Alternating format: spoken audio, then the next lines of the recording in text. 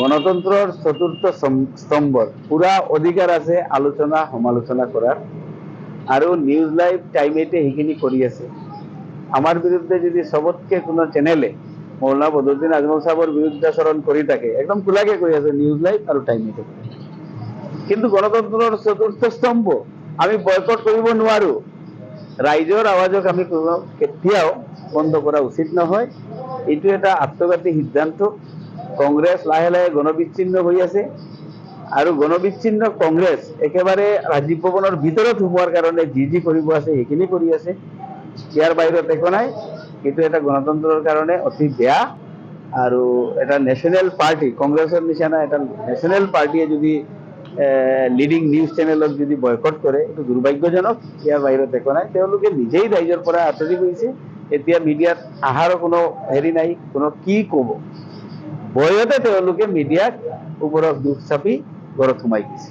দেখা গৈছে যে চেনেলৰ অধিকাৰ আছে কথা কোৱাত, কিন্তু আমি বয়কট কৰি আমি প্ৰয়োজন হ'লে তাৰ কাউণ্টাৰ দিম, প্ৰেছ মিট মাতি আমি কম এই কথাটো আপোনালোকে কিয় কৈছে, নটিচ পঠাওক, হেৰি কৰক। But it is not the way. এইটো হ'ব নাপায়, এইটো হ'ব নালাগে। কংগ্ৰেছ একেবাৰে গণবিচ্ছিন্ন, সেইকাৰণে নিজেই মিডিয়াৰ পৰা আঁতৰি গৈছে। তেওঁলোকে কিবা নাই, পাব্লিকে কংগ্ৰেছৰ লগত মানে একেবাৰে কোনো সম্পৰ্কই নাই। এইকাৰণে মিডিয়াত যোৱাৰো দৰকাৰ কি আৰু কোৱাৰো দৰকাৰ কি এইটো ভাবি লাহে লাহে মিডিয়াৰ পৰা নিজে নিজকে আঁতৰাই লৈ গৈ আছে।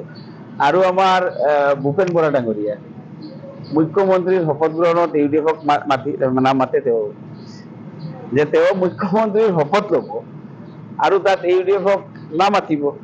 তো মই তেওঁক আপোনালোকৰ জৰিয়তে জনাই আছো, তেওঁ যদিও বয়কট কৰিছে চাব মনে মনে নিউজ লাইভ টাইম এইট আৰু বেলেগ চেনেল চাব। তো আপোনালোকৰ জৰিয়তে মই কৈ আছো যে ভূপেন বৰা ডাঙৰীয়া আপুনি শপত গ্ৰহণ যেতিয়া কৰিব মই আহিম, আপুনি নামাতিলেও আহিম।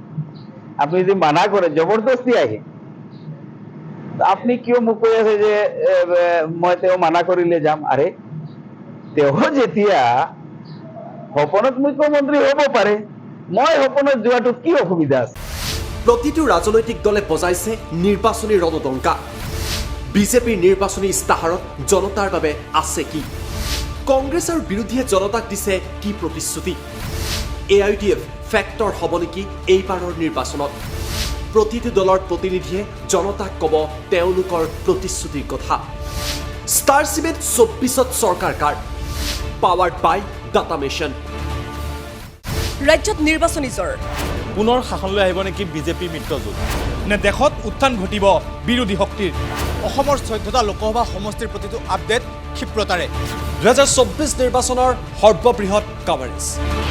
টাইলাইটৰ প্ৰতিটো ইলেকশ্যন কাভাৰেজ আগবঢ়াব ষ্টাৰ চিমেণ্টে। পাৱাৰ্ড বাই ডেটা মেচিন।